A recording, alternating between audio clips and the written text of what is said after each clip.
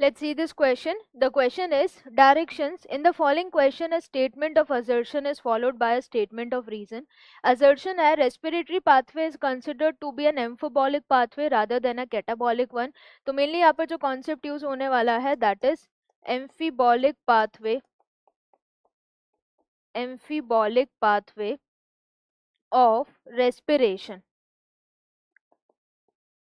तो traditionally respiration को एक कैटाबॉलिक पाथवे कंसिडर किया जा रहा था क्योंकि उसमें मेजर ऑर्गेनिक कंपाउंड्स जो है वो टूट रहे थे सिंपल इनऑर्गेनिक कंपाउंड्स में, जैसे कि ग्लूकोज का breakdown in presence of oxygen into CO2 and water. लेकिन बाद में पता पड़ा कि जो रेस्पिरेशन है या जो पूरा पाथवे है वो एम्फीबॉलिक पाथवे है, जिसमें कैटाबॉलिज्म तो इन्वॉल्व है ही, कैटाबॉलिज्म के साथ साथ एनाबॉलिज्म भी हो रहा है। और जब कैटाबॉलिज्म और एनाबॉलिज्म दोनों साथ में होंगे तो उस टाइप के मेटाबॉलिज्म को एम्फीबॉलिक पाथवे बोलेंगे।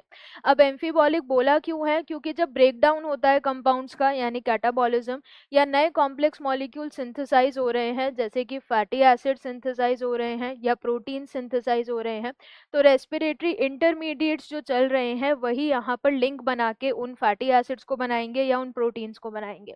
तो इसको एक फ्लो चार्ट के थ्रू समझते हैं। कैटाबॉलिज्म किस रेस्पेक्ट में हुआ था?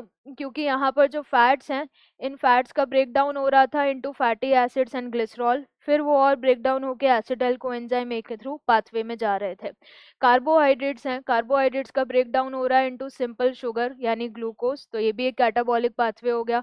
प्रोटीन्स का ब्रेकडाउन हो रहा है अमाइनो एसिड्स में, तो वो भी एक ब्रेकडाउन हो गया, यानी ये सब कैटाबॉलिज्म है। ये जितनी भी रिएक्शंस यहाँ पर हो रही हैं ये क्या है? कैटाबॉलिज्म, जो आगे भी पूरे प्रोसेस में कंटिन्यू हो रही है।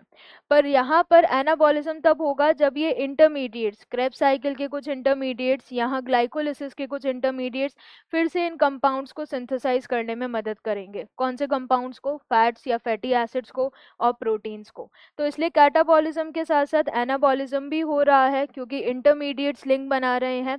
तो असर्शन भी सही है, रीजन भी सही है, और रीजन पूरी तरीके से असर्शन को एक्सप्लेन कर रहा है।